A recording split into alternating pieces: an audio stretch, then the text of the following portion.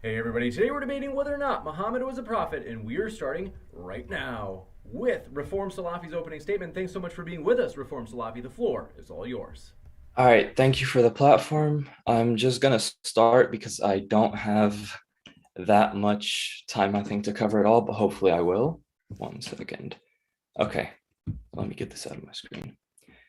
An evidential case for Islam. Okay, so 1 second. Yeah, starting off, there's two types of arguments people give, and the first is C-inductive arguments, and the second are P-inductive arguments. You don't have to let the little symbols intimidate you. A C-inductive argument is just when the probability of a hypothesis given some piece of evidence E and our background knowledge K is higher than the probability of the hypothesis just given our background knowledge. And then a p-inductive argument says that the probability of the hypothesis, given the evidence and the background knowledge, is above 0.5 or above the half. So it's more probable than not, right? And so Bayes' theorem and some additional info. The theorem won't be important. I'm just putting it there just so you can know. But for the symbols, PR will stand for the probability of, H will stand for our hypothesis, which in the discussion will be Islam. So I'm just going to change it for I. And then E is going to stand for just some data set or some piece of evidence, some consideration, some datum, however you want to say it, just some observation which will support the hypothesis. And then K is going to be the total background knowledge. So everything else you know, just any kind of tautological evidence and whatever else you know. And so the probability of E, the observation, probability of witnessing that observation, given your hypothesis in K, is going to be called the likelihood, and the probability of the hypothesis given the background knowledge is going to be called prior probability, and the probability of the evidence given just the background knowledge is going to be called the marginal likelihood. But what's important is the posterior probability. That's what we'll be talking about, which is the probability of the hypothesis given some evidence and our background knowledge. Okay, so when considering the evidence, we want to consider it holistically. So we'll have like evidence 1, 2, 3, 4 pieces of evidence, right? And so the probability of a hypothesis given some evidence 1 and K is just its probability given that single piece of evidence, right? But then when we make the next argument, we're going to include E1 into our background knowledge. So we know now that K includes E1. So when we make the argument from E2, it part of the background is that E1 is included, right? So we just start feeding all of the pieces of evidence into our background knowledge. So we end up, when we come to our final argument, let's say like E5, E6, the background knowledge already includes all those other pieces of data. Okay.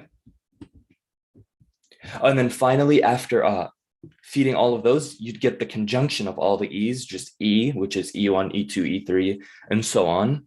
And so I'd want to say the probability of the hypothesis, given the conjunction of all those arguments and given our background knowledge, is going to be higher than the probability of just the hypothesis and the background knowledge. So it's a good C inductive argument. And also the probability of the hypothesis is going to be higher given the evidence and background knowledge than 0.5. So it's more probable than not.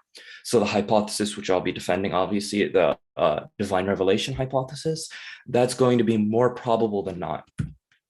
Okay, so an example of the rule applied is with like a murder, like Jones murdered Smith, right? That's your hypothesis. And you get new evidence. Jones's fingerprints were on the weapon, and your background knowledge would include some proposition about how fingerprints work and about how everybody has a unique set of fingerprints. So that E, given your K, would raise the probability of the hypothesis by a lot, right? You can't really give it an exact numerical value. You couldn't say it's like 0.6, 0.7. You couldn't, the point is you couldn't give an exact numerical value, but you could talk about it being high probability, low probability, or somewhere in between, right? You can meaningfully talk about that without giving exact numerical values. And so background knowledge. Okay, so this part has been important. Included, and you don't have to read all that, included in the background knowledge, or K, for me is going to be the proposition that God exists. This isn't just going to be an assumption here, it's a premise of the argument, and it's defensible with all kinds of arguments, metaphysical, like arguments from divine conceptualism, cosmological, like the ones I defended, the KCA, teleological, like the fine-tuning, epistemological, like from moral knowledge, and so on and so forth. You also have ontological and other types of arguments. So that's a premise of the argument, and it's what its use will be is what it implies. So the first thing it implies is that there is some causal force in reality which can make it such that some miracle occurs. There also is some omniscient being which knows the future. And the probability of there being a prophet or some revelation from God or some miracles or events which make God evident, they're all higher, because the probability of these on naturalism is just going to be zero. So the probability of these given theism is just going to be much, much higher than that. So, and then the above just follows from properties like personhood, lovingness, goodness, and what have you. Okay, so then the first consideration, and that would be structure. So what I'm going to argue is that the Quran exemplifies like a fantastic sort of linguistic structure, parallelism, concentrism, and so on. And it's improbable given the way the Quran is revealed. And a note on that is that it's revealed in response to certain events that happened, right? So many of like the verses are in response to specific events. They weren't predetermined prior to its conception, right? By the author, at least. Like, for example, on the false prophet hypothesis, right? So he couldn't have known that XYZ is going to happen in the future for him to have planned those verses ahead. He only writes them or comes up with them afterwards, after those events occur. And so while initially appearing disjoint, right, that there's no thematic connection between the verses in any given chapter, I think that doesn't work. So, and two examples of this sort of ring structure, and this is studied by a scholar named Raymond Farron in a book, which the source will be down there in a moment. You have a sort of ring structure in the second chapter of the Quran where you start, and this is concentrism, because you have E at the middle there, and then it all builds up towards that, and then it goes back around in a circle, right? Back to A, starting with like faith and unbelief, and then creation, to the core of it, which is the main message, and it's like the new test of faith. Saying my internet is unstable. Anyways, and you get to the Kaaba and all that, and then you go round circle, being tested for the rest, deliverance of law, creation, faith, and unbelief. So it goes a full circle. So while one might think it's sort of disjoint, it's not exactly the case. It's just, it doesn't follow a linear path. Instead, it follows a circular path. And so we wouldn't expect this kind of linguistic structure for something that was revealed piecemeal, for something that was revealed sort of in response to things. It was like a living text, in response to things going on. It was revealed in that sort of manner. So you wouldn't expect structures like this to appear in it, because this shows sort of intentionality towards it, right? And this is just the second example where you start with, this one's parallelism, I believe. You start with like A, about God's light, and then you have A dash, God's light. And then you go like the example of his light, light upon light, lamp from blessed olive tree, and the oil that radiates from it. So that sort of thing. And then you move towards the center where they parallel each other, they're parallel to each other, and you keep doing this, right, as you go forward.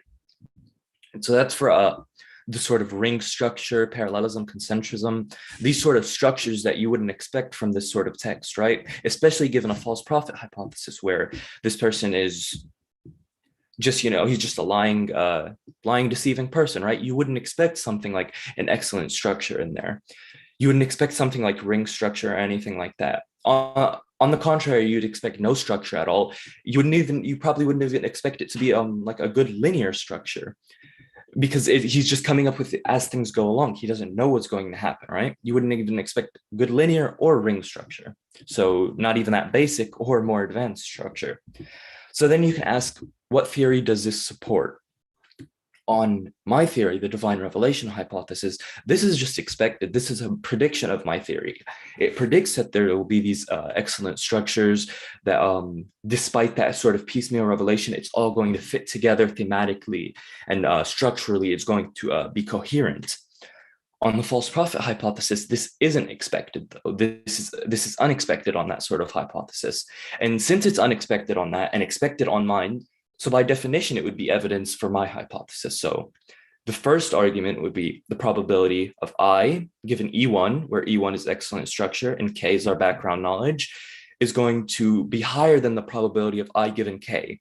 And so I given K is just, without considering any new evidence, is just our prior probability, just our background knowledge. What do we think about I? It's going to be higher than that. So this means that E supports the hypothesis. And then further reading, Raymond Farron has a whole 160-page book where he studies the more detailed versions of these with much more examples. All right, so the second one was I'Jaz. So it proposes a challenge to the Arabs, right, to meet the eloquence of the Quran. And the Arabs, known for their skill in poetry and prose, instead of attempting to meet the challenge, they tried to kill him, boycott him, and we have numerous reports about this. So instead of trying to meet it as they would with any other kind of poetry, they just set all that aside and try and stop him from spreading his message and try and kill him. And so this indicates sort of inability for them to respond to it. Because and one can't even say that they didn't think it was like highly eloquent or anything, because you have pretty much every scholar claiming it's eloquent. You might want to, obviously not the scholars who reject it aren't going to say it's miraculously eloquent. Of course, that's a claim I think that goes out of their above their pay grade. But the point is that it is considered eloquent in the classical text in Arabic that's studied by pretty much every Arabic in pretty much every Arabic class. So to say it's not very eloquent, so they didn't feel the need to respond, just seems completely implausible, I guess. So their not responding seems to indicate an inability to respond. And this would be due to its superior eloquence and so on, and structure and whatnot. And then you have also these major Arab poets like Hassan bin Thabit who converted upon hearing the Quran. So that also indicates something more, that this new text was something above the poetry of the time. It was something that broke the norms of the standard poetry at the time. And so again, we can ask, which theory, right? What does this support?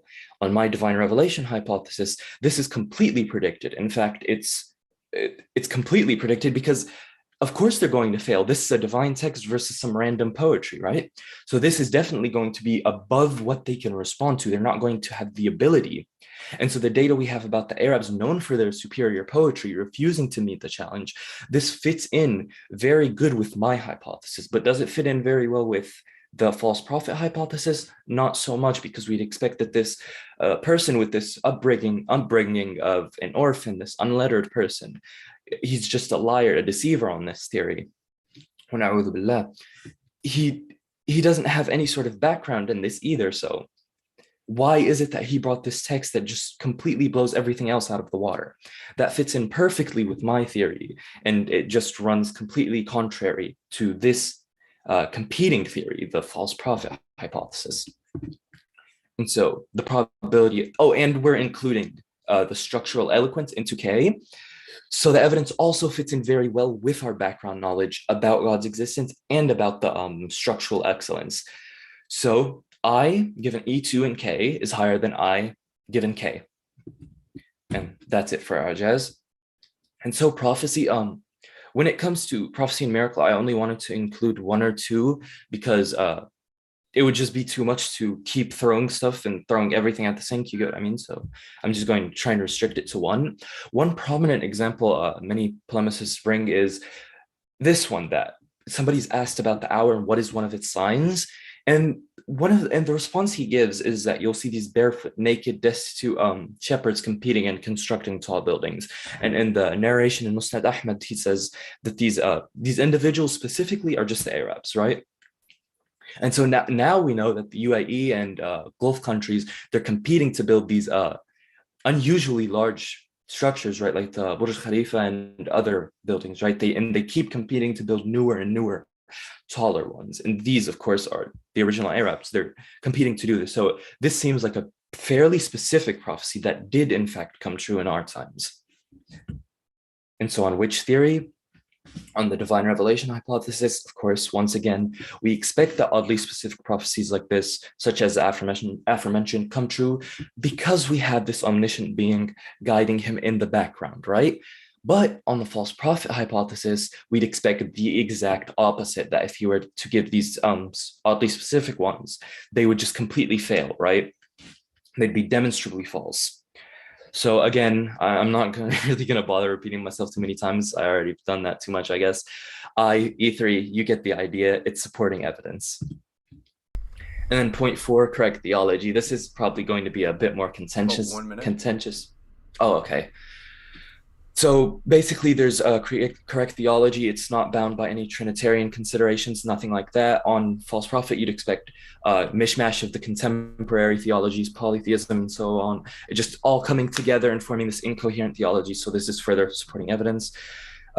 Miracle, I don't think I have that much time to cover this one. Given our background knowledge, we just expect that in some point in history, some miracle occurred that made God evident. And so there's a very high frequency of miracle reports surrounding him. And you have reports from numerous individuals. And we also have a few prior reasons for thinking he's a prophet already. And so one example is during the day of Al-Hudaybiyah, the companions had no water, and so he produced water, right, in large amounts for everyone to drink. So this is reported by Anas, Ibn Mas'ud, Jabir bin Abdullah, Imran bin Hussein, and others through eight different chains, right? And some of these people, they literally fought in wars to protect the religion. So it's kind of 15 seconds. So the delusion hypothesis, that they all had just had this mixed delusion, very unlikely. And the liar hypothesis, I don't think that's likely given their lives and histories. And then the final consideration, it's just the engagement of this text with former text. I don't really have much time to cover it, so I'll just put it on the screen. Hopefully it could be read quick enough. And so the summary is just that E6, which is the final one, and K, which we fed all of the other ones into, is highly more probable than I given K. And because of that, we have good grounds to believe that the probability of I given E6 and K, which has all of our other E's, is higher than 0.5. And that's it. Thank you very much. And I want to let you know, folks, if it's your first time here at Modern Day Debate, we are a neutral platform hosting debates on science, religion, and politics. We hope you feel welcome no matter what walk of life you are from. And don't forget to hit that subscribe button, as we have many more juicy debates coming up that you don't want to miss in the future. With that, we're going to kick it over to AP for his opening statement as well. Thanks for being with us. Apostate Prophet, the floor is all yours for your opening as well. Thank you so much. First off, thanks for viewing, everyone. I'm not sure if the screen is back to normal, right? Okay, it is. Yeah, sure. First off, thanks everybody for being here. Thanks Khalid or from Salafi, and thank you, James, for hosting us. I want to start with my independent opening statement. It will not be a response to Khalid's opening statement. It will be independent. In the rebuttals, we will get to the arguments that he just made. I will not focus on how miracles or prophecies or revelations are supposed to work. On the contrary, I will go exactly by the methods that Islam operated with from the very beginning. I will directly look at the Islamic sources themselves. Our topic is not the Quran. Our topic is not logic. Our topic is rather whether Muhammad was a true prophet or not. How do we find out whether Muhammad was a true prophet? We look at several different factors. It's very arbitrarily defined what a prophet is supposed to be. A prophet in the Islamic terms is expected to be a person who communicates with the divine, so he is inspired. He delivers an important message or a law that makes him a messenger in Islamic terms, and he speaks, predicts the future, prophesies about the unseen that makes him a prophet. Now, do we have actually witnesses of Muhammad communicating with the divine? I would like to put it on the screen. Unfortunately, we don't have any witnesses of him communicating with the divine. We don't have any such thing. Therefore, there is nothing to put on the screen. We do, however, have witnesses who saw him in his state of revelation, in his state of communicating with the divine. And I want to go into those witness reports a little bit. Can you confirm, James, that you see the right screen with my text on here? Yes, now it's clear. Okay. So you see this. This is one of the first reports about Muhammad's revelations, what exactly he would experience. As you can see here, it says, sorry, my screen is a little bit stuck here, but I'm trying to get to it. It says, this is narrated by Aisha, by Muhammad's wife, who was a child when he married her. So a companion asks Muhammad, how is the divine inspiration revealed to you? Muhammad then says, sometimes it is revealed like the ringing of a bell. This form of inspiration is the hardest of all, and then this state passes off after I have grasped what is inspired. So the witness reports of Muhammad communicating with the divine, supposedly, consist of him saying that he hears the ringing of a bell, and this is very hard, very uncomfortable for him. It goes on, it says, sometimes the angel comes in the form of a man and talks to me, and I grasp whatever he says. The third point is Aisha saying, I saw the prophet being divinely inspired on a very cold day and noticed the sweat dropping from his forehead. So these are some reports of what happens to Muhammad when he is divinely inspired. Another report we have in which it says when Gabriel revealed the divine inspiration in Allah's messenger, so when he communicates with Muhammad, Allah's messenger, moved his tongue and lips, and that state used to be very hard for him, and that movement indicated that revelation was taking place. So imagine what is happening here is not that Muhammad is instantly receiving information from the divine, but rather he hears the ringing of a bell, he sees a person in front of him, and that feels very uncomfortable. He sweats heavily, and here in this case, he moves his tongue and lips in a very rapid way. I will not make any judgments on what probably happened here, but if something like this happened to a person today, we would not think that this guy is a prophet who is being inspired by the divine. We would rather conclude that he has a disorder, a mental or neurological disorder, and we would then try to help him and send him to professionals who would further analyze what exactly is going on. Unfortunately, in the times back then, people reported these things as prophecies, as communications with the divine. What we have further is that he would walk around and see the angel Gabriel in the sky, the same who visited him in a cave when he would go and sit there for long times, which is not unusual. And he would get so afraid that he would come back home and he would ask to be wrapped. So these are the reactions of him being seeing the supernatural beings that talk to him on behalf of Allah. In another case, we have this, for example, his helper Omar reports that he is being divinely inspired right now, and he asks a different companion, says, would you like to see Muhammad being divinely inspired? Omar then lifts the corner of the cloth under which Muhammad is currently being inspired, and the guy reports, I looked at him and he was emitting a sound of snorting. He said, I thought it was the sound of a camel. So, and afterwards, after this state is over, Muhammad wakes up and says, okay, where is this guy who was just asking me questions? And that he gives the revelations from Allah to him. So, as you can see, another report of what happens when Muhammad communicates with the divine is that he makes loud sounds, snorting sounds like a camel. This, I'm sorry, does not sound like revelation to me. Although, of course, I don't know. I have never seen revelation really happen.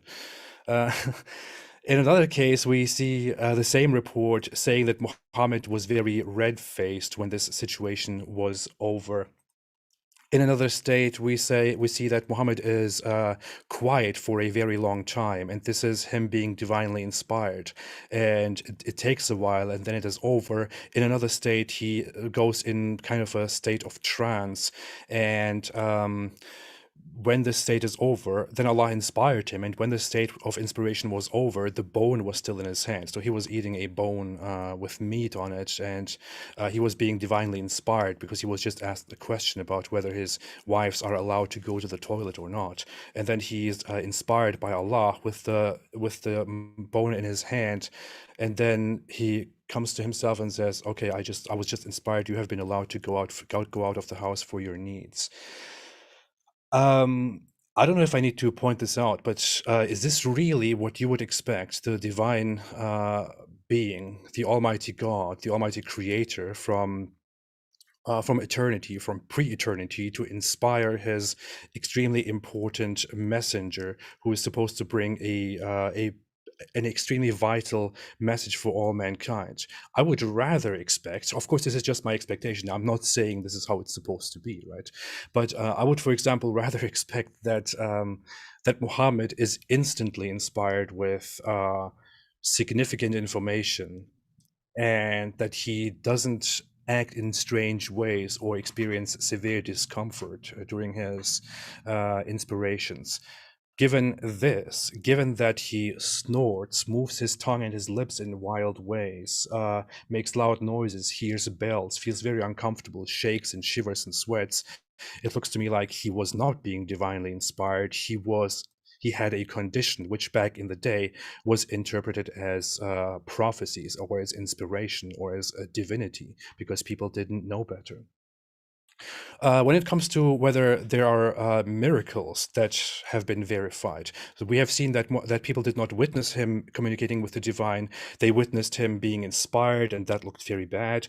Now, when it comes to miracles, there is the one big miracle, which is that Muhammad apparently in his time witnessed that the moon was split in two. This was a miracle for his prophecy, for his prophethood, caused by Allah.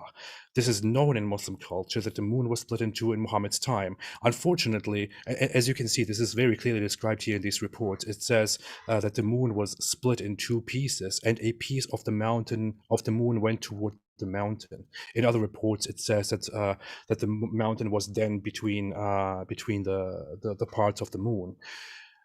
Would you believe that this actually happened in the 7th century? You would not think further about this if you are a believer. Think about the 7th century. The 7th century was not 4000 BC. The 7th century was a time where many civilizations were around the world that had night watches, that had people watching the sky all the time, people, different cultures like the Japanese that had moon gods and so on. There is no single record, not a single record from around the world that such a thing happened in the 7th century. Only these few oral transmissions from Muhammad's faithful believers. There is no single record outside of this that the moon was split into anywhere. Was it a miracle that was only seen by those specific people there? I doubt that. That would be kind of strange, right? On the other hand, we have I'm sorry, I'm a little bit okay. We have certain miracles, like that he flew on a flying horse. Unfortunately, that happened only at night when he was asleep, so there were no witnesses to it. That he communicated with jinns, nobody can verify that, just as nobody can verify that he communicated with the divine. We have one very interesting report, which I find very funny. Muhammad says one morning, "A strong demon from the jinns came to me yesterday suddenly so as to spoil my prayer. But Allah enabled me to overpower him, and so I caught him and intended to tie him to one of the pillars of the mosque so that all of you might see him." Wow. So here we actually have something that comes very close to people experiencing or witnessing that he communicates with supernatural beings.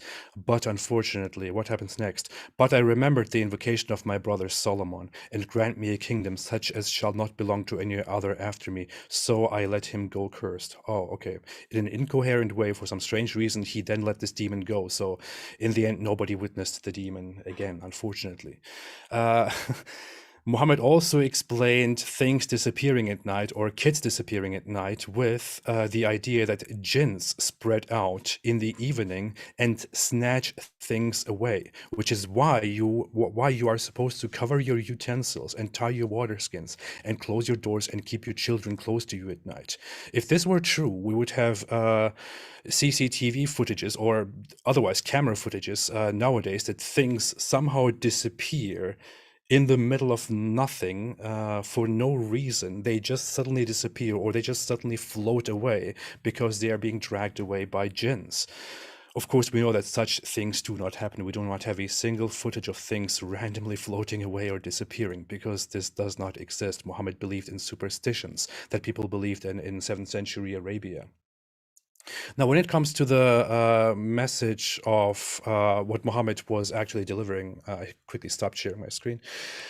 Muhammad's message is that there is no God but Allah, that he is the messenger, and that Allah demands submission. This is his message on the surface. His actual message is that he is speaking for the same God of Abraham, but I just realized that I don't have very much time left, so I'm going to skip this part, actually, to be very honest, and go to the prophecies that Muhammad made. So I will go back to sharing my screen again. I'm very sorry about this, James. I didn't plan the time very well here. No problem. So when Muhammad made prophecies about the future, there is one thing that is very significant. Muhammad did not know when exactly the last hour would come, but he made certain predictions, such as this one. Anas reported that a person asked Allah's messenger as to when the last hour would come. He had in his presence a young boy of the Ansar who was called Muhammad too. Muhammad said, if this young boy lives, he may not grow very old till he would see the last hour coming to you.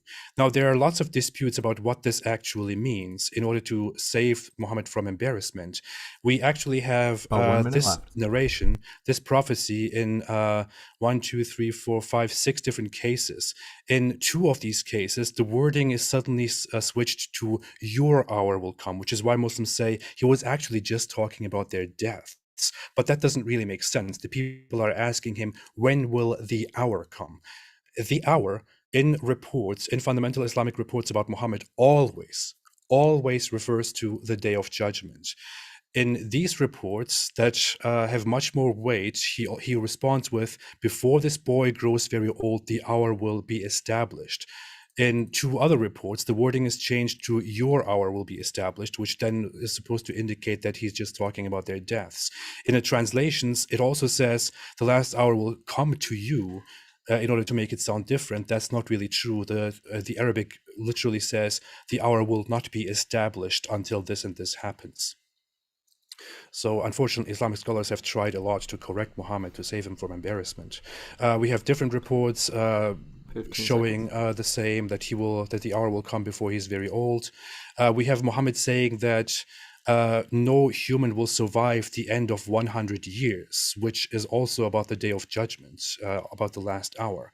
We have him saying that the Dajjal will come before the Day of Judgment, and we have him saying in another report that a guy in his presence is actually the Dajjal. This guy was known as Ibn Sayyad. Muhammad suspected that he is the Dajjal who is supposed to come at the end of time. He also said that the Romans will form the majority of humanity, which is very funny. The Romans are long gone. He says the hour will not come when the Romans will form a majority. Okay, I'm sorry. Want to let you know, folks, no problemo. We are a neutral platform hosting debates on science, religion, and politics. We hope you feel welcome no matter what walk of life you are from. And also, if you enjoy debates like this and you have a friend who might enjoy debates like this, click that share button and share this debate with them, as they might enjoy it as well. We're going to jump into the 10-minute rebuttals. So Reform Salafi, the floor is all yours for your 10-minute rebuttal. Thanks for being with us. All right, so I kind of split it into a few different points. So I think the first one was kind of like just these weird states would happen when revelation was coming. So implicitly in these reports is that the revelation would come and nobody was giving it to him, right? At least on the false prophet hypothesis. He was just getting it from his own mind, right? Nobody that knows better was feeding him this information. So that's implicit in those narrations, and I think that's worth noting. And the second thing is, I'm not sure what the argument's supposed to be, that like it comes in weird states, therefore it's not in fact revelation. If that's the argument, then no gap has been bridged between these weird states and it not being revelation. Like, for example, having a reddened face or sweating a lot, none of those indicate at all why how it would be non-revelation. So I can't see what the argument there is. The second thing I'm guessing this would be would God inspire irrelevant stuff, right? Just I'm just trying to remember which one he mentioned in specific. It was I'm guessing something about Aisha, I think. But anyways, would God inspire irrelevant stuff? How is it irrelevant? The religion is meant to encompass pretty much everything in our living, everything from the small aspects, of our existence, the larger aspects such as our meaning, and so on and so forth. It's meant to inspire all kinds of things and talk to us about those kinds of things. So how is it something irrelevant? Of course, everything inspired is going to be something relevant to us. Okay. And then we have the moon split thing. So I think talking about priors, it would seem like you'd expect lots of people to see it. But then when you include numerous variables, like, for example, what time it was in other places, literacy, whether people would think they were experiencing a delusion, each of these come together to form sort of like a net of reasons of why we'd expect there aren't any written texts about this. Also texts surviving, who would have written it, would that text have survived, so on and so forth. So you have these host of reasons for why there might not be a report about it. So I don't think that's interesting, because if you consider the prior, it does seem like we'd expect all these kinds of reports about it. But when you consider when you have some consideration, some observations added to it, the posterior doesn't seem that high. It doesn't seem like we'd expect all those reports. And 1 second. The next thing, so the next thing was the false prophecy stuff. The first one he uses is the your hour one, or the hour one. And it sort of sounds like poisoning the well, because we have those other reports which say Sa'atukum, as he mentioned, your hour in specific. And then the classical scholars like An-Nawawi, they interpret it that way as well. They take it to mean that, and that fits in with the tradition behind this, because we know he doesn't know when the hour will occur. That's a huge part of the tradition, that he doesn't actually know. So when he's asked, he shifts it to give something else. He always shifts it to something else instead of telling him when exactly the hour will occur, because he doesn't know. In this case, he shifts it to your hour instead. So he shifts the dialectic because he doesn't know when the hour will occur. So that fits in very well with what we already know about what he knows. We know that he doesn't know that the hour will occur in our tradition. So that fits in very well with that. And so that's why it sort of seems like cherry picking to pick the few narrations that support you and ignore the other ones, and the ones which are the basis of the interpretation by classical scholars. I don't think that's a strong argument. And then another one was, I believe, about the Romans.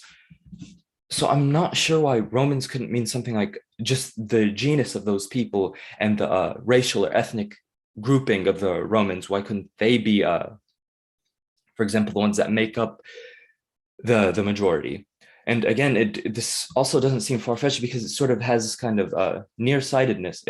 We don't know when exactly the hour will occur. We don't know if it'll occur 1,000, 2,000 years from now. So those ethnic groupings could become the majority within a large time span, because we don't know when the hour will occur. It's not going to occur. We don't know if it's going to occur tomorrow, 1,000 years, 2,000. So again, this just seems like it hasn't happened yet, so it's false. Was there something else? That's what I have written down. How much time do I have left?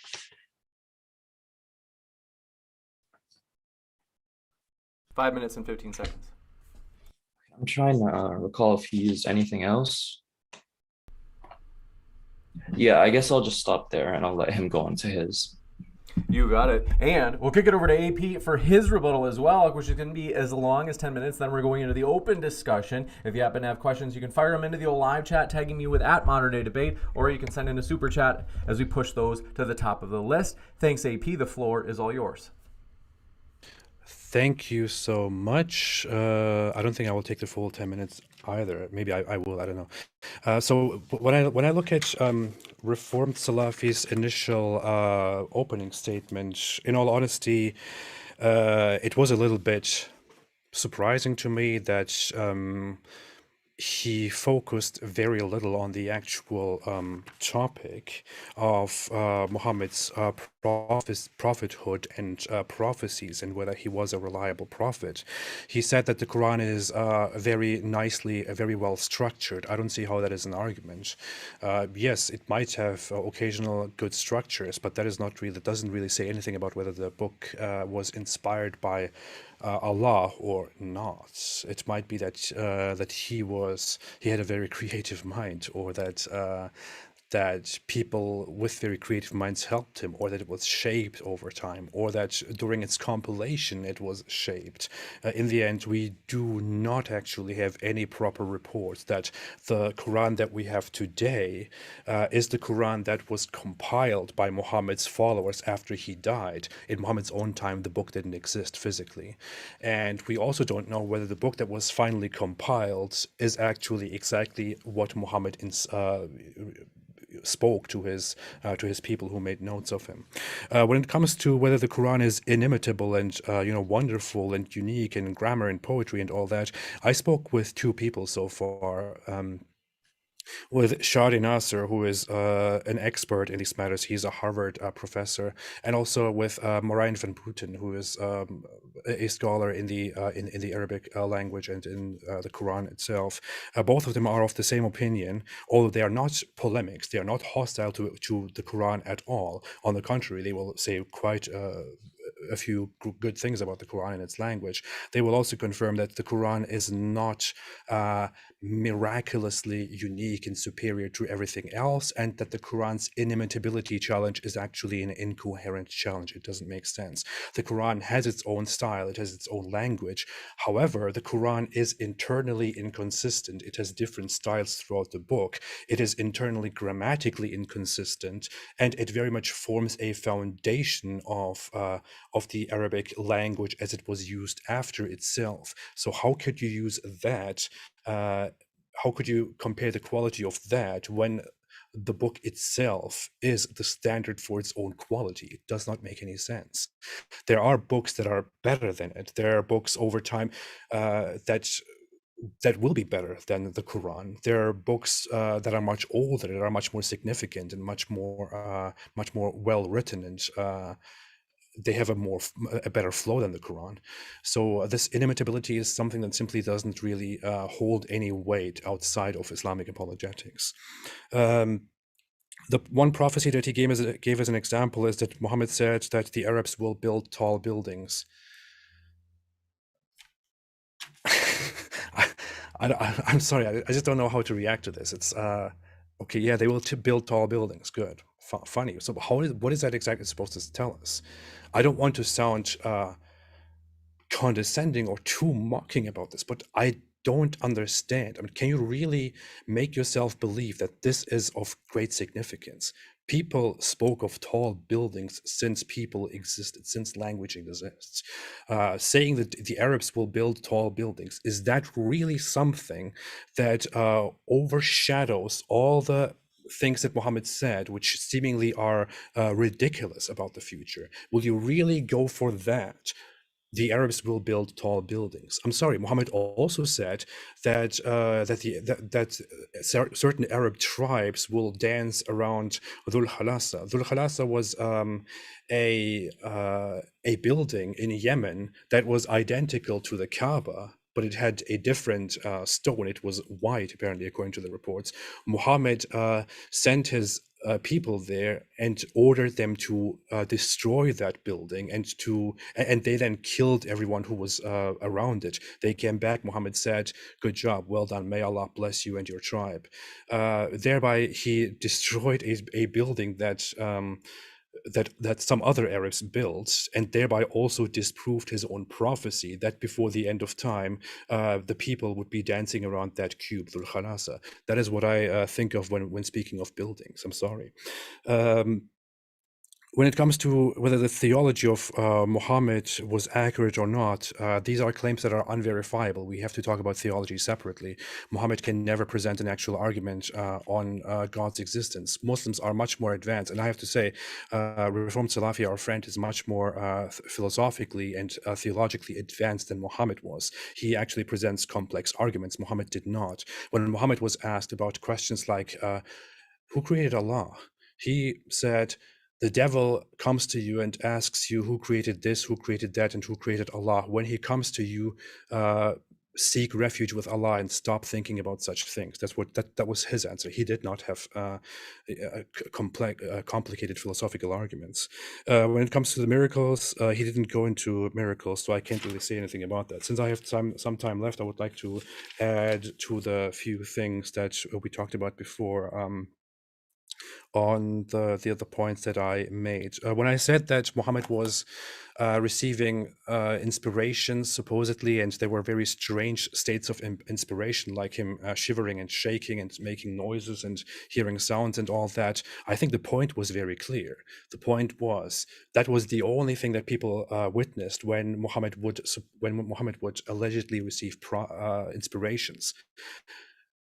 That is a very strange thing to witness. It would be one thing to witness, I don't know, streams of beams coming from the sky, and him receiving things in his hand, and then revealing them with an overwhelming power to his people. But no, what happens instead is he lies on the floor and makes loud snorting noises. Does that really sound impressive? To me, it doesn't. It sounds like it is a mental disorder or a neurological problem.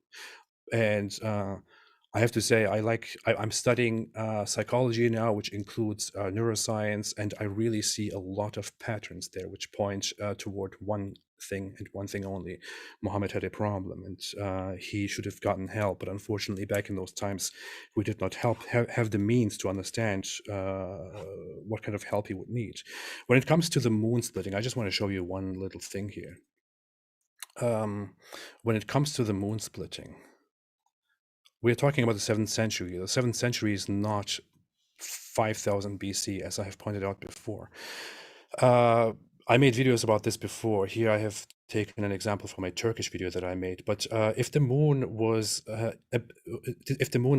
visible in Muhammad's time in Arabia, which is over here, the moon would also be visible at the same time, depending on what time of the year it is, somewhere in China, in India, throughout the Middle East, in Africa, in Europe, and so on. There are lots of civilizations around here. There are the Romans in this time, or the Eastern Romans in this time, the Indians who were already engaged in a lot of observations of the sky, the Chinese who were relatively advanced, the Japanese who had moon gods, and so on, who would be observing the sky in this time. Nobody, no single person.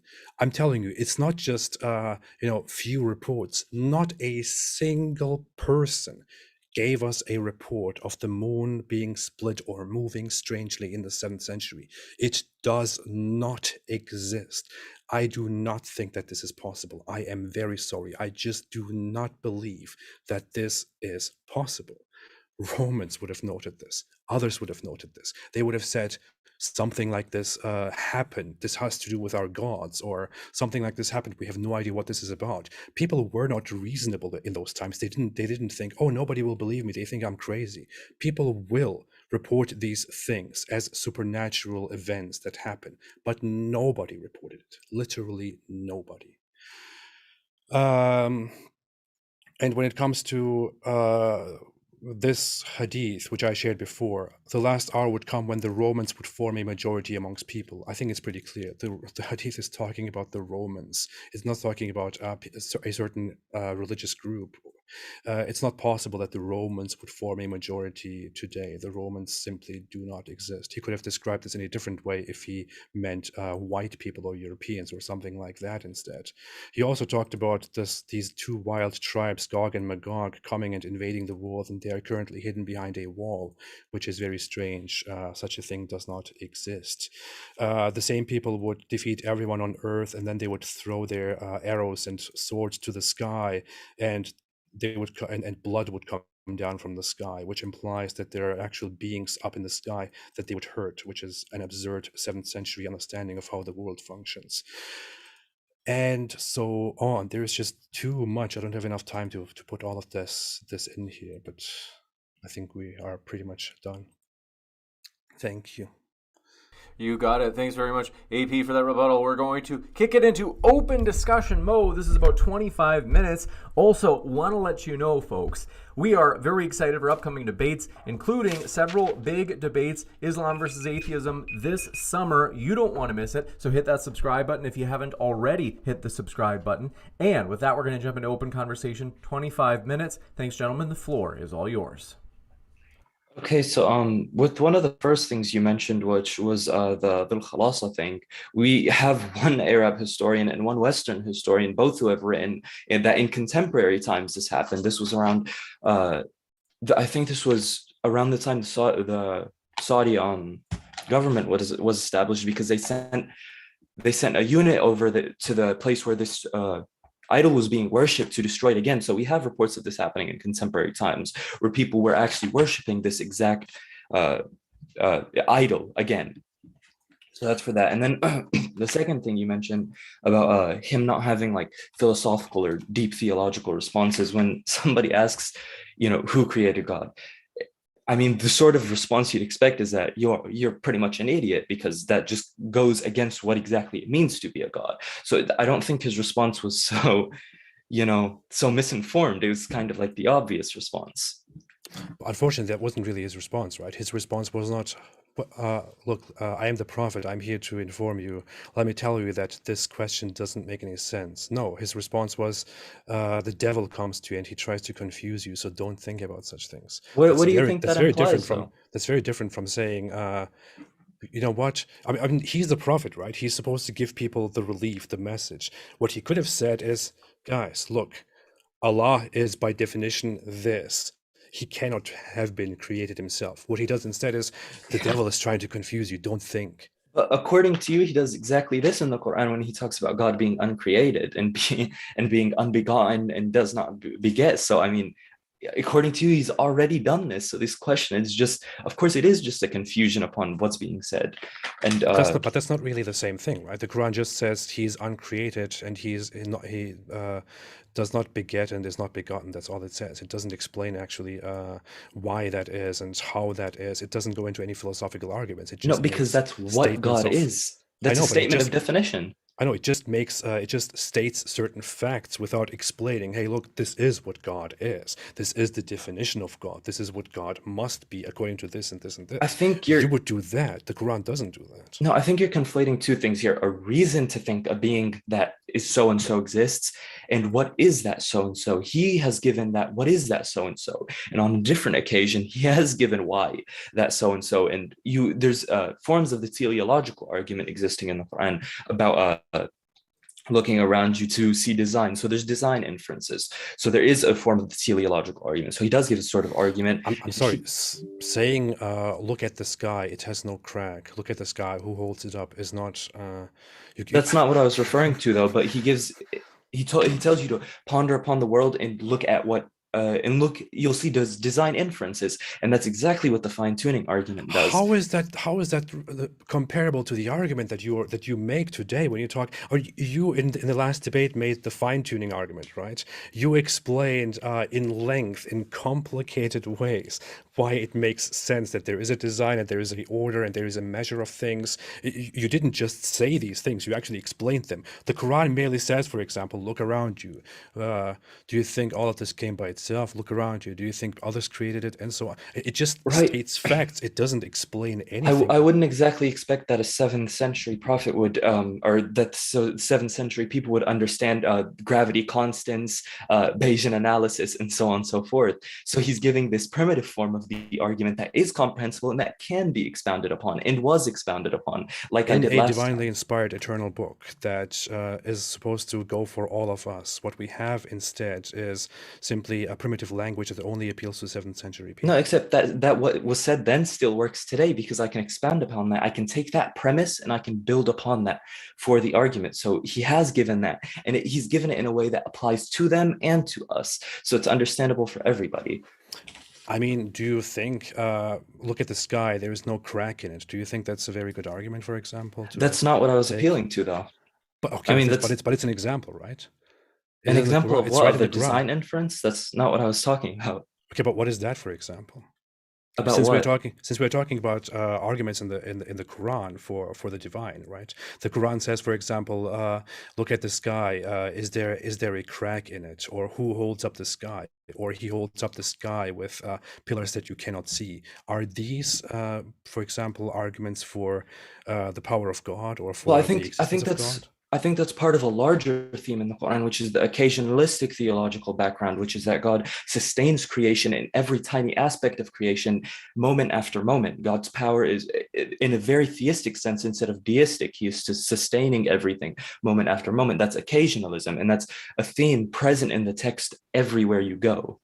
Unfortunately, these are not really good arguments. The sky can by definition not have a crack. It cannot have a fault as described in the Quran. It is not held up. It cannot be held up. It doesn't need to have pillars and so on.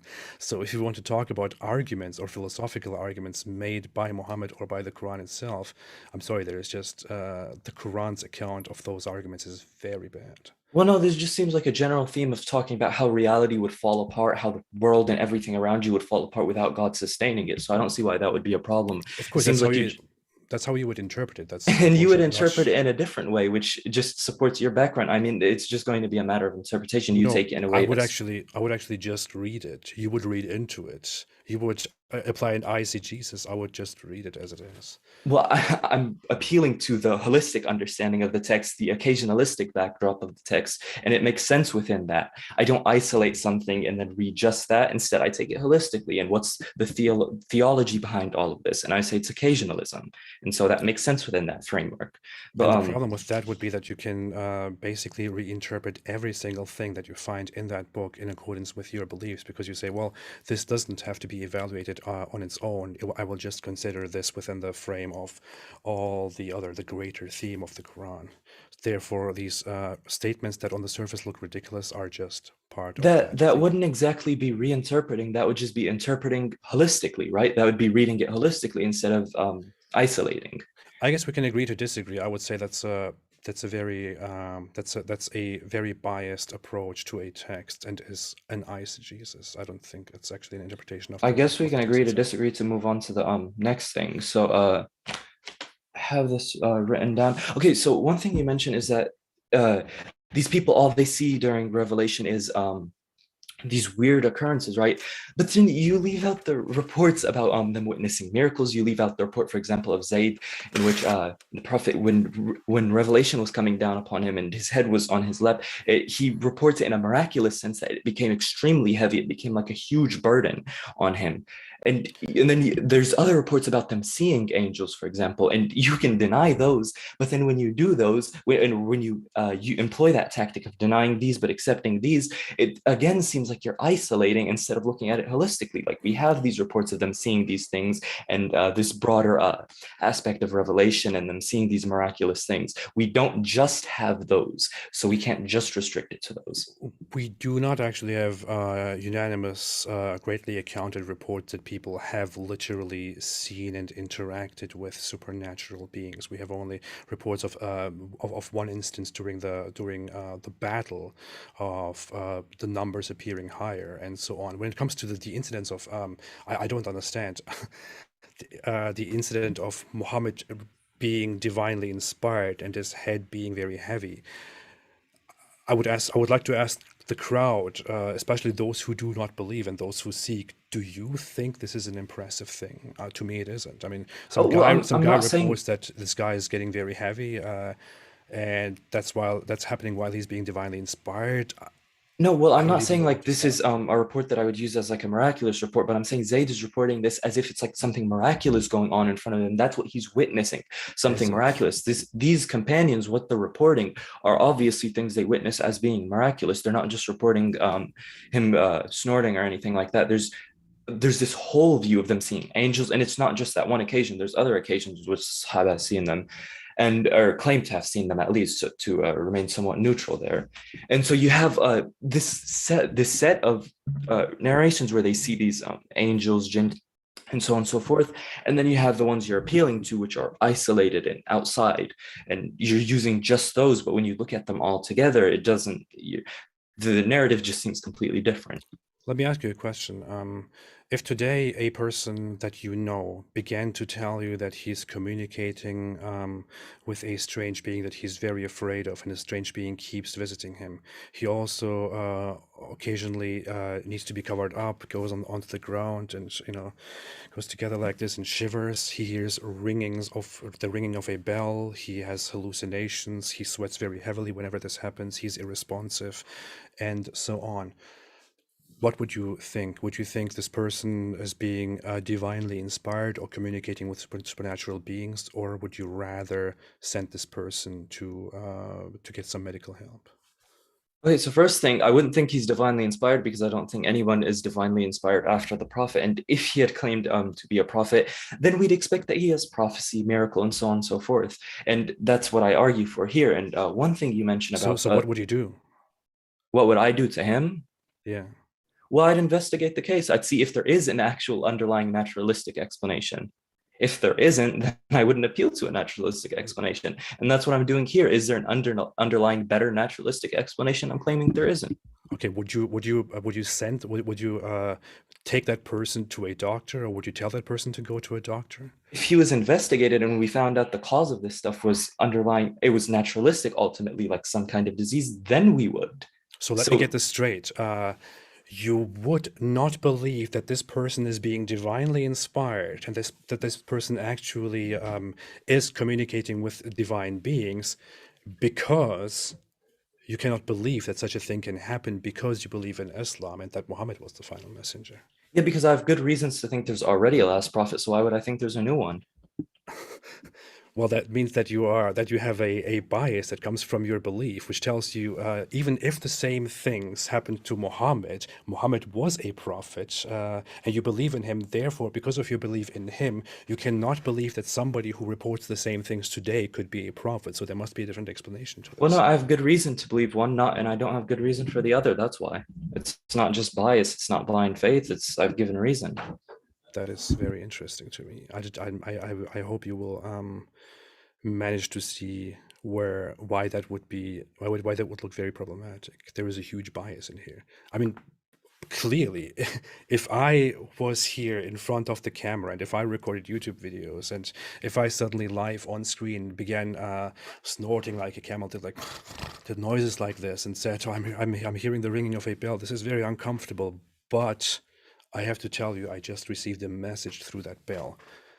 I don't think you would exactly think that that makes sense. You would be very sure that something is wrong with me.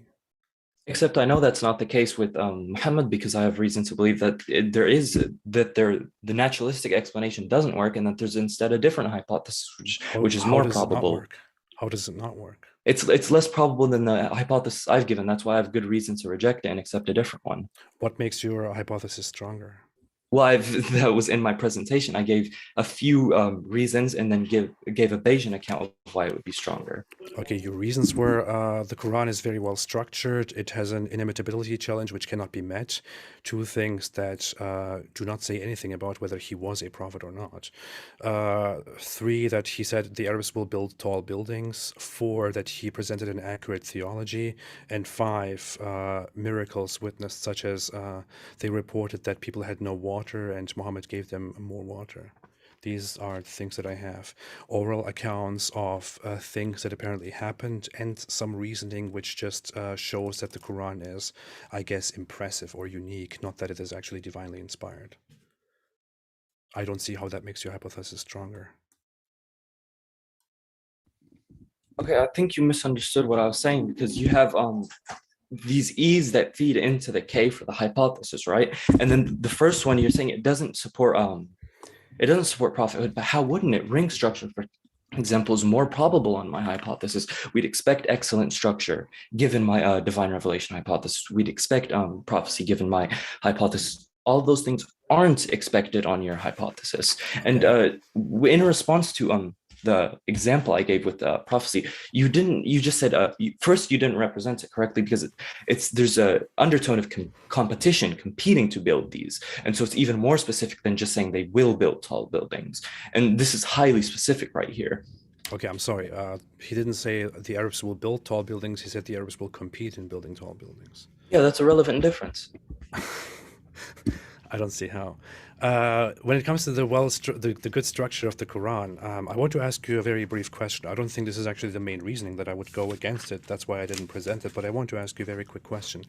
Can you, with all certainty, prove that the Quran that you have today is identical to the Quran that Muhammad dictated to his companions surrounding him?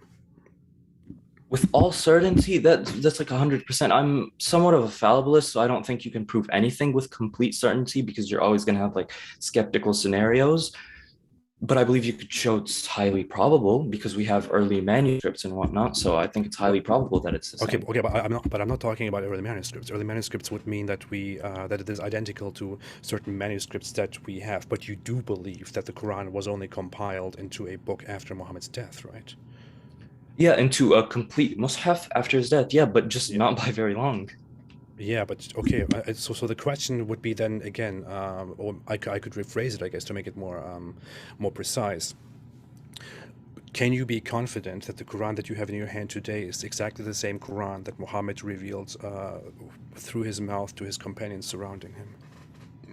Yeah, I mean, we have reports of scribes writing it down, and the reports about them collecting it. They would collect like pieces of these written down revelations and connect them together to make the text. So why would I think otherwise? I mean, you'd have to provide a reason to think otherwise.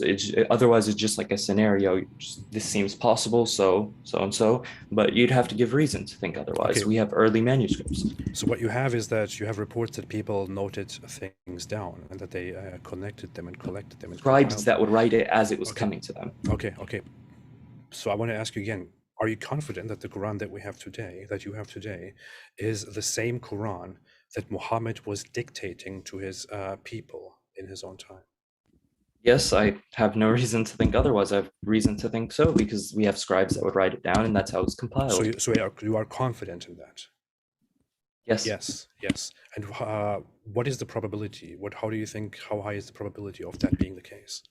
Well, I don't think you could give numerical values, but I just think it's high. Okay, and it's high because of a few things, which are that you have reports, oral transmissions, that people surrounding him were actually taking notes while he was revealing things. That seems to me to be a very weak way of verifying that the Quran that we have today is actually identical. I would say the reasonable response to this would be no. You cannot be confident. You can. Well, the text as a whole is mass transmitted. The text as a whole is mass transmitted amongst the people. So I don't know how that would be an argument. Like, how would just one or two people change it? You have this mass transmitted text, and then it's collected, and then you have all those manuscripts. So where does the skepticism come in? That's what you say today. What you actually have in terms of mass transition is you have reports which come from much later, that certain people who were companions of Muhammad immediately after his death, or a while after his death, came together and decided to go around and to collect all the written notes and the verbal reports of whatever Muhammad transmitted. We don't actually know the contents of those revelations, but what we have is that they noted those things down, and these guys went around and collected those notes and compiled it into the book named the Quran. This is the report that we have. We do not actually know about the contents and whether the contents were accurately The transmitted. only sense in which you could say we don't know is because we weren't like literally there listening or something. But by that same token, like you could doubt like Aristotle's work or something because Maybe. it was written a long time ago. But that's silly. Historians accept it as being that, and I've been given no reason to doubt it. It's just like this is Are you possible. confident that we have accurate reports of everything that Socrates said, for example? Of literally everything he said, I don't think so. That's not what I claimed. But What like about the Aristotle's works, we have good reason to believe that that he wrote them. Okay, but in Socrates' case, it's different, right? So Plato, I'm sorry, we're getting into something that people who don't care about that stuff might be that familiar with. But so we have reports of things that he supposedly said, and we thereby rely on what Socrates actually thought and said. So we have reports from a secondary person about the things that Socrates said. We have no doubt we have no reason to doubt the things that he said because we have a secondary person who wrote down the things that he said. Yeah, much of our knowledge is testimonial. Does that mean that we are confident that Socrates actually said all those things? Well, I don't know about the case of Socrates. That's why I gave the example of Aristotle. We have like historians that confirm this work, and we have lots of manuscripts, and we have good reason to think it's from Aristotle. Well, that's because we actually have written stuff from Aristotle. But do we have? I don't think we have original copies. Okay, we don't have original copies. In the case of the Quran, we don't actually have the details of the text written down. We only have people saying, this is what he said to these and these people, and we collected this from these and these people and brought it together and formed it into the Quran. We don't actually have a manuscript of the Quran itself from Muhammad's time that he wrote down or that somebody next to him wrote down incomplete. We literally have like 7th-century manuscripts. Like what you're saying seems to amount to some guy might have snuck in, did this and that, but we have all these manuscripts that just compile and match together. So I'm just not sure you'd have to, bring me some reason. Otherwise, it seems there is no reason being given here, but just some kind of skeptical scenario. Like this is possible, might have happened. We don't really know. I wasn't there. I didn't hear it. Something like that. That's not interesting. If it doesn't do anything to your skepticism, to understand that we don't have any proof, that we cannot prove that the Quran that we have today is really the same Quran that Muhammad presented to his people, that he dictated to his people surrounding him. And if that's simply something that you rely on because you trust the people who transmitted this in his name because they were believers of his, I don't know what else to tell you. But to then say that this is that the text is miraculous and that Muhammad brought such a miraculous text, and how could he have? He was just some guy. I don't think that's a very strong argument because we first have to establish that he actually brought those things as they are. Well, even contemporary historians, like the ones that don't accept this, would tell you it goes back to its eponymous readers, like it goes back to Ibn Mas'ud's reading. It goes back to the time of the companions. Even if they might not want to say it goes back to him specifically, it's like within that specific time frame. So we have very good reason to think that there wasn't like additions later on, and we have all these early manuscripts. So again, I'm just not seeing where this skepticism comes in from.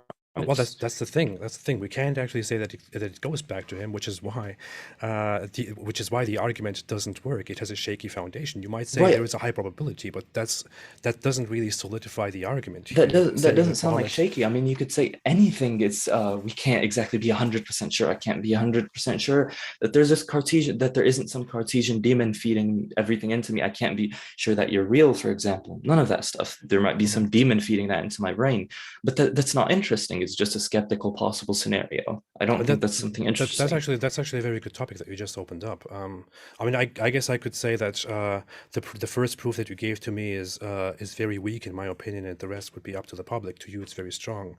But I presented things such as that Muhammad clearly said, according to these reports, that jinns come out at night and snatch your belongings and snatch the children, which is why you should keep your utensils covered and your doors closed and your children hidden.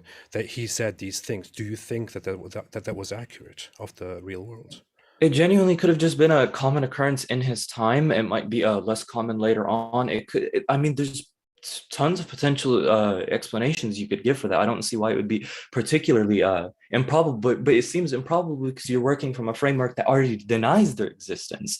But I'm not working from that framework already, so. I'm sorry, I'm denying their existence because I don't have any reason to believe in their existence. And I Because have reason to believe in them, given my reason to believe in the but the religion. reasoning I gave was very clear, right? You are telling me that jinns coming out in the evening and snatching people's belongings and children and this and that might be something that was only occurring in his time.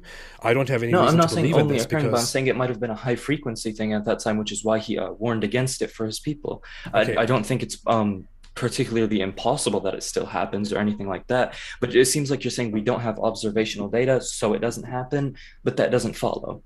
Do you not think that if such a thing was actually true, if that was an accurate description of the real world, that jinns come out at a specific night in the evening and go around stealing people's belongings and so on, that this would be something that would be traceable today, that it would somewhere appear on some camera, so that there would be, reports of stuff like this happening? Do you not think that would be the case?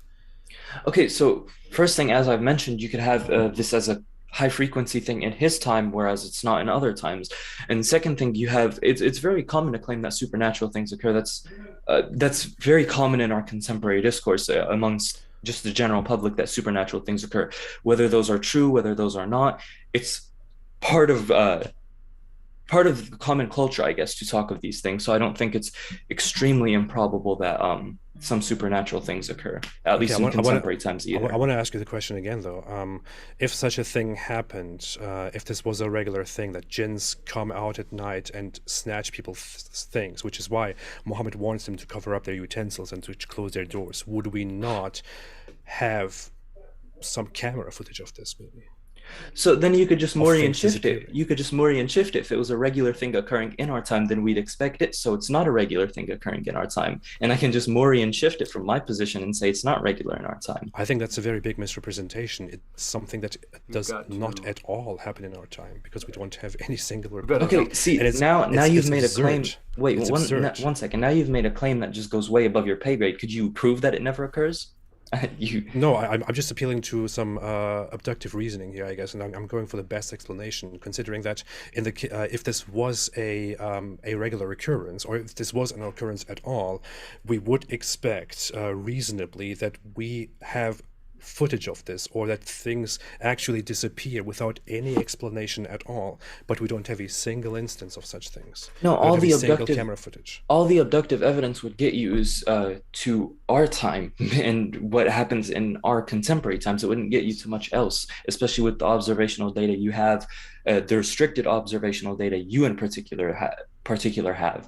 So I don't think that would get you to many fascinating conclusions. But anyways, I would reject that, and I would just Mori and shift it and say I have good reason to think it did happen at one point at least. Then I have a final question about that. Do you believe that in Muhammad's time, jinns were actually going around and snatching things? I'll give you a chance to respond, Reform Salafi. Sorry, what was that? I was going to say, I'll give you. You answered it quickly. I was going to say I'd give you a chance to respond, and then we got to move into the Q&A. Okay, yeah, I do. You do. I guess we can move it. I have like technically. Sorry. 12 more minutes, if that's okay. 12 more minutes for what? Yeah, is that fine? We have a Q&A. Right? Yeah, for the Q&A, I mean. Or 15, I guess, if that's fine. Well, I'm not sure what you're asking. What can you start from the beginning of your question? I mean, like, I have like 15 more minutes. And then you have to go? Yeah. Oh, we finished the discussion, right? So we can move into the Q&A. Then we can just jump into the Q&A right away, I guess. We'll jump I thought the discussion was over, though. Otherwise, is it over or not? It is. That's how much. Oh yeah. That's what I'm trying to say. So we can like move into the Q&A. You got it. So a super abbreviated Q&A. We're gonna move through these fast, folks, and then if you guys can do me a favor, help me out just by trying to, as best as you can, keep your responses as pithy as possible. Stop Scamming Man says Surah Yunus 10:88 through 89. Moses prays for Pharaoh and his followers' hearts to harden against belief, and God obliges. Why'd a perfect God and prophet do this? Sorry, could you repeat that? I didn't exactly hear it. So they're saying, according to the Surah 10:88 through 89, Moses prays for Pharaoh and his followers' hearts to harden against belief, namely that Moses prays that Pharaoh and Pharaoh's followers will have hardened hearts. And then it says that God obliges. Why did a perfect God and prophet do this? Do what exactly? Is he saying like For the God love of prayed for something? there's If why that's a well they're question. saying I guess why would he harden their hearts? both why would God harden the hearts and why would Moses like ask for that? Oh, okay. I'm sorry. Yeah, I didn't No problem. understand that at first. Yeah, I think God can harden people's hearts when they choose to do things that lead up to or make it such that they've already chosen a specific path. So he just puts them on that path further. I don't think that goes against perfection in any way. At least it's not clear to me that it does. It's kind of You got it. And this one coming in from Stop Scamming Man says, why is it that on the one hand, an angel attacked Muhammad for not being able to read, and on the other, Muhammad never bothered to learn? How is that exactly a question or an argument? I mean, why did he not bother to learn? Maybe he didn't have the proper resources. Maybe he didn't need to. I mean, why would he need to? I don't see how that's an argument or like a very interesting question. No problem. And Ozzy and Talk says, I'm no Bayesian professional, but if I compare all proven supernatural claims versus proven natural claims, I am justified in believing all supernatural claims are false. I am not skeptical about supernatural. It seems like what he's saying is if he brought every particular like example of something occurring and gave it supernatural natural, then the natural would win. I generally agree with that. The natural explanations generally win, but then I think within our background knowledge, because we have stuff about God and whatnot, we have reason to think there's already supernatural, and so some supernatural explanations succeed.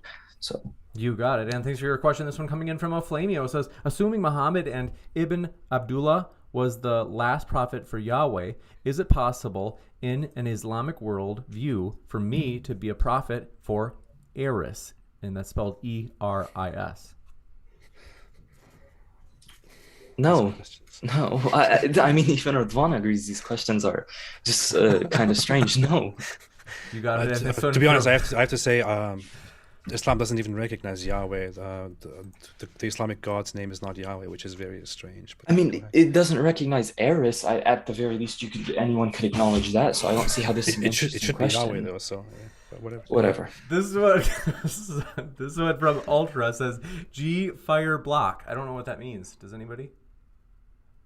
This one coming in from Azri Schizophrenia says, Reform Salafi, how could Muhammad possibly be a prophet when he doesn't remember and recite the words of God to the people? Well, he's a human. I think he can forget things just like other people. That's just normal. The Quran emphasizes that he's just a man, you know. He's given this revelation, but at the end of the day, he's just a man like pretty much everybody else, but he's given prophethood, and that's the relevant distinction between him and others. So I don't see why that negates some fallibility in him in terms of forgetting things. That doesn't seem out of the question. That's the thing. Why would I trust a flawed being telling me that I should do this and this and this? And because we can trust that God him. would make sure that that at least the revelation is in place and that it's correct. Of course, but I have to trust him first in order to trust that Allah will take care of that issue. I would rather trust an infallible being that tells me these things directly. No, well, any reason to believe in the religion would be a reason to believe that God is guiding him. And so if you believe in that, then you believe that he's a prophet. And the trust comes from those reasons. Okay, but in order to trust that, I have to trust him first. So that just doesn't make sense. I have to start with trusting him in order to trust that religion and then trust that him. But that trust is partially based on already that those reasons for believing God exists and those reasons for thinking he's chosen by God. So it doesn't start with him, it starts elsewhere. According to you, that's what you think, but go ahead. This one coming in from Sam Aras 008 says, also the Muhammad hadith that him and end of time come together and joined his two fingers. He said, I and the day of judgment are like this. He also said, Jesus will come very soon. He's about to come, and so on. What do you think? Okay, well, here's the thing. When the Quran talks about time, the experience of time with God, it talks about it as being a short time. It's like a long time. And so I'm not sure why this would indicate anything, any fascinating conclusion. I think that there could still be a large time span in between him, because what we know at the very least is that he wasn't an apocalyptic prophet, or at least that'll be my claim, because he's very explicit about the fact that he doesn't know when it'll occur, just that there's these signs and then like they're building up towards it. I think it was pretty clear that his point was that he is an apocalyptic prophet, and he said that the signs begin with his death, and then a few other things happen, such as the conquest of Jerusalem and so on, and then the end comes. That we have hadith on that. I'll give you the last word here, okay. Reform Salafi, just because the question was originally for you, then we'll go to the next one. Sorry, what was that? I'll give you the Oh, I last can word. respond. Okay, so sorry, could you repeat what you said? I thought he had moved on. Just quickly, could you What go I over said? Yeah. I You have want no me to? idea. What I was it that forget. you? Yeah, What was your that last point short-term that you made, memory. AP? I understand. Um, Or I can go to the next question if you want. one second. Okay. Yeah. If I remember, I'll come back to that. Yeah, I said he was an apocalyptic prophet, Oh, and he said okay. some things very clearly, like that Yeah, okay, so he's the first sign, and I then remember what you said now. So what I was going to say is that him saying that he doesn't know when it's going to occur points towards him not being apocalyptic. So that's just my view. Mhm. You got it, and thanks very much for your question. This one coming in from Samaris008 as well. It says, quote, the hour has drawn near and the moon was split, unquote. 54:1, they say, note, split of the moon was supposed to be sign that the end is near, and here are more, and they list a number, about 10 more verses, and they say, and more. I think that was for you, Reform Salafi. Mhm. What's the question though? I think that they're trying to challenge whether or not the moon was in fact split, or whether or not it was a sign of the end being near, given that it was quite a while ago that it, according Yeah, to the Quran. we have a report from the Hadiths after Muhammad saying that the smoke, the defeat of the Romans, the splitting of the moon are a few things of the signs of the Day of Judgment that already happened. So people were expecting it to come soon. And then there was more signs that he predicted that hadn't happened at the time. So that suggests that there's still time that's going to pass for more things to occur. Yeah, but it looks like the message is that it's going to happen soon because these are the signs, and people expected it back then that it's about to happen, and because the signs are appearing. So Well, that's the argument. I would say we still have signs today, like the one I gave, which is something we had a bit of a back and forth over. So Building. I still think that there's signs going on.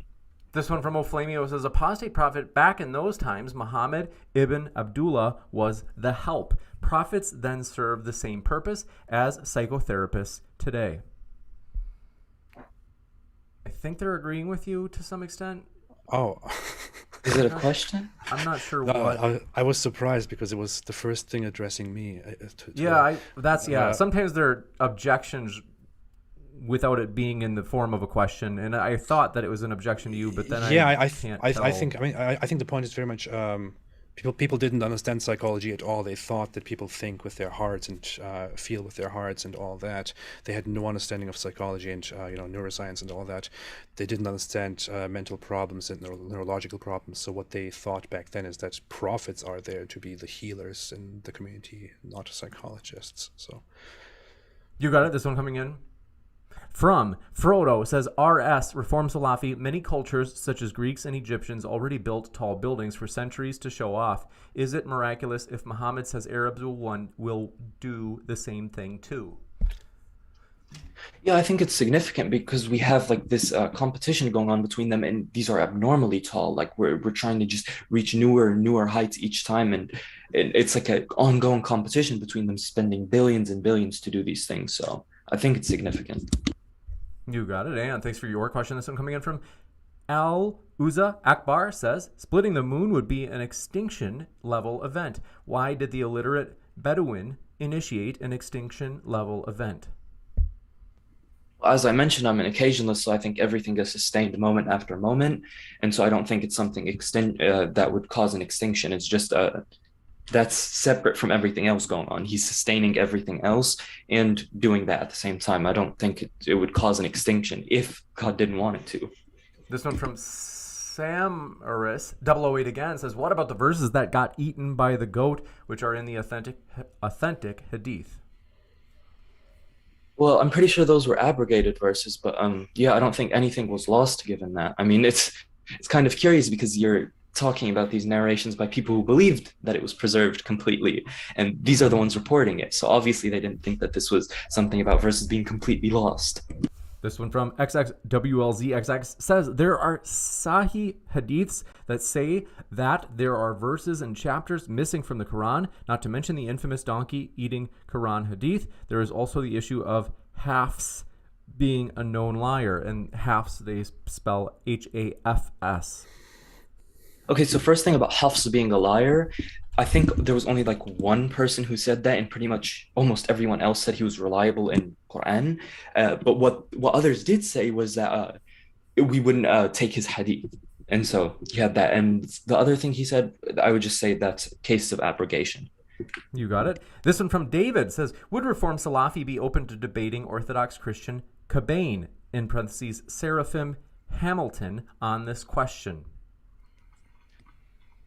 On this exact question, yeah. On his Orthodox beliefs, probably not, because I'm not familiar with them. You got it, and thank you very much for your question. This one coming in from CJ Canton says, Abraham never existed, and the God of his people was a pagan Canaanite god, El, who had a wife, Asherah. How can Muhammad be a prophet if he endorses this fake pagan story? They say for Reform Salafi. Well, I mean, I'm going to reject that narrative and say You muted yourself. Sorry, did you hear the first thing I said? I was going to say I would reject that narrative, say he was a monotheist, and what's the evidence for that, I guess. You got it. And yeah, Cobain, like I remember now who Cobain was that they asked you about. He reminds me, you guys remind me of each other, even though you don't have the same views. This one coming in from Rijad Hadzik says, to a apostate prophet. Says, why do you think... No. Read it as it is, please. They say, to Apus, why do you think it's likely that Arabs in barren desert at the time of the prophet would ever think they could build the Burj Khalifa? Well, first off, I would disagree that they think that they thought they could build the Burj Khalifa. I think since you used Apus, I think this is an authorization for me also to do the same. I think when Mopus said that the Arabs would compete in building tall buildings, it's a very vague statement. He doesn't actually specify what tall buildings are. Everyone can say tall buildings. What exactly does that mean? I don't see what the purpose behind saying that was, though, as I've maintained respect here. So no, I'm talking about Muhammad here. So yeah, obviously. I know, but you have to respond in kind, right? You could have responded to him in kind. Of course I am. So when Muhammad says that they will build tall buildings, then he simply says they will build tall buildings. He doesn't say the buildings will be as big as these and these mountains. They will be so and so tall. He doesn't give any descriptions. He just says they will compete in building tall buildings. This doesn't say anything. Tall buildings is entirely subjective. So if you want to take that as a good argument or as a miracle, that's up to you, but I think it's extremely weak. What the guy's trying to say is that in the context of the life they lived, building extremely tall buildings would be something strange. I think that's what he meant, at least. Whether it's a good argument or not, that's just how I interpreted what he said. You can put things on top of each other and build taller buildings. That doesn't mean that he's talking about skyscrapers. A brick on top of a brick isn't a building, though. It is very much. You can if you make a building that you have higher than it is, then it's a tall building. That doesn't mean it's a skyscraper. I mean, if you were to stack like 20 bricks, would that be a building? No, what I'm talking about is you can extend a building and make it taller by definition. If you simply add to the building and you make a building a little bit taller than the regular buildings, or if you make it like twice as tall as the regular building in your time, that doesn't mean anything. That's not comparable to the Burj Khalifa or to skyscrapers. It's just a strange argument to make. Do you go to this one? Coming in from, do you have time yet, Reform Salafi? I don't want you to be late for your next thing. Yeah, one more is fine. This one from KG says, Salafi, do you believe under any circumstance that let me know if this is a new word or if they just spelled it wrong. I think they mean apostates, should be killed. They say jizya, and then they say restrictions on other creeds. Will you work toward that, whether through mob or state tyranny? That's what matters now. Wait, what's the question? I think they're saying, do you support the punishment by death of apostates? And then they say, as well as restrictions on other creeds or religions. And yes to both questions. Let's see. I mean, I'm not laughing at your position. I'm just making sure I understood it. Oh, that's you fine. said it so you said it so directly. I think they said so. I mean, this is completely normal to people. So so that you'd support it, and they said, will you work towards that, whether through mob or state tyranny? So if there is going to be that type of punishment, do you think that it should be done through the state or through people, like as the public, if they want to? Through definitely not mob. Okay. Through the state and an established legal system. Gotcha. And then if we, okay, folks, we can't take any more new questions. Let's see, we might have, let's see. Actually, hey, Rajad Hadzik says, to Apostate Prophet, I sincerely didn't mean to use that nickname that you don't like. Sorry about that. So I apologize. Well, I didn't expect that at all.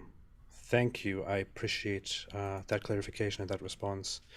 I don't mind. It's just receiving such hostilities from people. It doesn't hurt me. I just feel like people shouldn't think that they themselves are privileged in using such language and the other side cannot respond. But if you feel sorry about that, I appreciate that. You got it. And with that, want to say thank you very much for your time, folks. Thanks for your questions, for the Q&A. Most of all, thanks to the speakers. We really do appreciate them, especially their patience with our little delayed start at the beginning with that tech error on my end. So thank you guys. Reform Salafi and Apostate Prophet. It's been a true pleasure to have you guys with us. Thank you.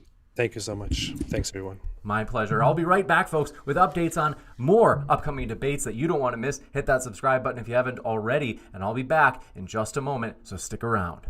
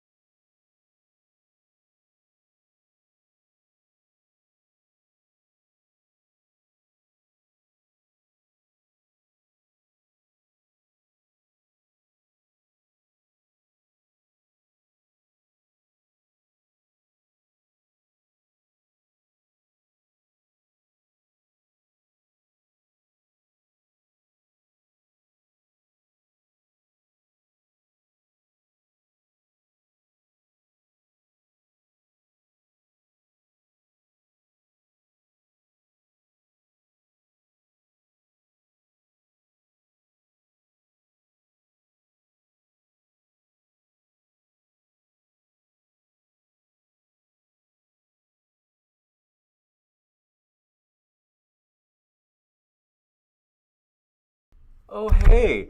And folks, really excited to have you here. Let me just squeeze this little screen down. I do want to say thank you guys for being with us. It has been a fun one today, no doubt about it, a juicy debate. We hope that you're all doing well, whether you be Muslim, atheist, Christian, you name it. We are glad you are here. We hope you feel welcome, and we're excited about the future. You guys, we have big things coming up. We're in the works in terms of big plans for future debates that you don't want to miss. And I've got to say, a couple of other things regarding those. Some of them are going to be in person this summer. We are in talks. This is not confirmed. So it's not confirmed, but we are in talks with friend of the channel, Daniel Hakikachu. I really do enjoy Daniel, and we have a good relationship. I really do. If you're a fan of Daniel's, we hope you feel welcome. Daniel has helped Modern Day Debate a lot because he's a strong debater, and we want strong debaters. Ideally, we can get the strongest debaters we can find, and Daniel is a strong debater, and so it's been a pleasure to have him on. And he's also, I think, a scholar, like a gentleman. So I want to let you know, if you're a follower of Daniel Hakikachu, we are thrilled to have you here. As well as that, we are in the works of setting up some big ones with Daniel, some of which would be in person this summer. You guys, these are going to be huge. You don't want to miss them. So we're excited about that. And if you happen to love debates and talk to people about debates and topics like this, whether it be in Discord or on Facebook or on Twitter or in real life, you've got a friend, maybe you meet with coffee, over coffee, and you talk about these things, you name it, I highly encourage you, click that share button below and share this debate, because that is something that they may enjoy as well, in terms of if you're like, hey, I think they'd enjoy hearing both sides on these issues as well. Well, that share button is there, and it's probably the least talked about button down below, because everybody says hit like, and that's a great idea too, but I've got to say, it's true. It helps the channel, but I've got to say, sharing the debate can also be something that you can bounce that debate off of a friend and say, hey, you want to talk about this? And, see if we were convinced by the arguments, or, kind of doing an analysis of the arguments. That can be fun as well. I think that enjoying something by yourself, it's fun, it's true, and it's technically you're not by yourself because you're in the live chat and people are talking about it in the live chat. At the same time, getting to talk to somebody about it after the debate, let's say, whether it be on Discord or somewhere else, I think that really adds to the enjoyment. It kind of like helps complete the enjoyment. And maybe you talk about like, wow, I loved this argument, or even I hated that argument. It kind of, you could say that in the same way that if you love this debate, which presumably you enjoyed it because you're still here, the same way that you, let's say, have a romantic lover and you're just like, oh, I'm in love and I just can't stop talking about it, to express it to others and to talk to people about it is kind of the completion of that satisfaction. It's kind of like the period at the end of the sentence to like the kind of like the carrying that satisfaction and enjoyment out to its maxim or to its completion is by talking about something that you really enjoyed. And so one way you can do that is by sharing this debate. So I want to say, though, thank you guys for your support. We are excited about a lot of cool things. Talking about direction of the channel, I want to talk to you about several things that we're thinking about right now. One is that we are currently talking about things such as how are we going to take the channel in terms of the direction, such as what we host. And the topics will stay pretty similar. We're definitely going to have more science topics because we haven't had as many of those for a while. But one thing that we also want to start doing more of is dialogues and panels. And so we are kind of changing the kind of big picture of modern day debate to especially say, hey, we don't just do debates, we also do dialogues, like kind of easygoing discussions and panels. We're going to be talking about that a lot more, and you're going to be seeing that on our banners and things for the channel. So that's one change that we're working on. And Sephirin is right. We're close to 70,000 subscribers. Thank you guys for all of your support. It has been huge. We really do appreciate that more than you know. And I've got to tell you, we just hit 60,000 at the turn of the new year. And so the fact that we're about to hit 70,000 so fast, we're not too far away because we're close to 69,000. What are we at right now? We're currently at 68,698. So we are 2 subscribers away from breaking a new 100 level, namely to move to 68,700. And so thank you guys for your support, as it's been just super encouraging. Like this is honestly, I appreciate all of your guys' support. It has meant more than you know, as we are determined and enthusiastically, passionately excited to carry out this vision of providing a neutral platform for everybody to make their case on a level playing field at modern day debate. And we want to be YouTube's premier debate channel. We want people to say, oh, hey, if 2 people are feuding on Twitter, I'm always encouraged that I see people say, hey, you should set, modern day debate is a great place that you guys could finish your debate at, because, you started the debate on Twitter. You might want to go on to modern day debate and do it in, you could say, roughly speaking, in person. So that's one idea. But I want to say hello to you, though, in the old chat. Thanks for being so supportive. Abdul Moiz bin Muhammad Y, thanks for your support, says, wishing you and the team at Modern Day Debate the best. Thanks so much. That really does mean a lot. I really do appreciate that. And Dan the Man, glad to have you here. Millihan Philosopher's Corner says, keep up the good work, James. Thanks for that support. And the Algerian INFP, glad you are with us. Thanks for dropping by. Be truthful. Thanks for being with us, and thanks for being a member of the channel. That's a way to support the channel. We really do appreciate your guys' support in all the different ways that you give it. And one way is, you can become a channel member. That's a button down below, too. And good to see you, Kimba94. We are glad that you were with us. Dale Lee, glad you were here. Ferentu, glad to see you again. Lindsay Marie, thanks for being with us. I see you there in the old live chat. And the Twitch chat. Forgive me, Twitch chat. I am so behind. I have not checked the Twitch chat this whole time. I had a little glitch at the start, and so I just appreciate the speakers were so patient with us. And let me check over on Twitch and see, forgive me for being so behind and saying hello to you there in the old Twitch chat. If is anybody watching on Twitch, let me pull this up. I've got my connection is a little bit slow. Let's see here. It's connecting to chat. There's 4 people watching in the old Twitch chat. So thanks for being with us, those of you watching in Twitch. 5 now. Thanks for those of you watching at D Live. We are on a number of platforms, including podcast. If you didn't know, folks, our debates are uploaded to the podcast usually within 24 hours of the debate being live. So I want to encourage you, hey, check those out. And then I've got to tell you, if you are like, James, I don't want this debate to stop. This was just too fun. Please I like, this is just, I love these streams. I've got to tell you, you might enjoy this one as well. I want to share this with you. This debate just happened the other day. It was between Matt Dillahunty and Abdullah Al-Andalusi. Now I'm going to share that in the old chat in case you want to keep watching. This is a great debate to keep watching. I just put that link for this debate in the chat. If you haven't seen it, I'm telling you, you guys, like, it is a great debate.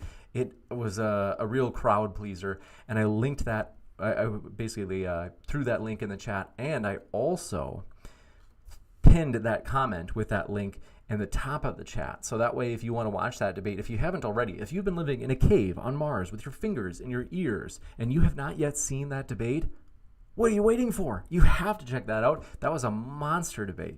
And Yatar Gami, thanks for coming by, as well as Veronica Sandoval. Thanks for coming by. We're glad you are here. And yes, thanks you guys. Thanks for your XXWLZXX. Thanks for your support. Says Notice Me Sensei. Thanks for being with us, friends. We're glad you are here. And Smith, glad to have you here as well. Rick T, thanks for dropping in. And Liz, we hope you are doing well. We're glad you're here, Liz. My dear friends, and yes, I think it was Veronica Sandoval said, what's the guy's name? Daniel Hakikachu? That is correct. The spelling is with a Q. I think you got it right, but it's just basically if you replace the K's that you had in the name there with Q's, I think that's basically the right spelling. And he's got the channel, the Muslim Skeptic YouTube channel. And so he's had some fantastic debates, one of which was with Destiny recently. That was a monstrous debate. We really enjoyed that.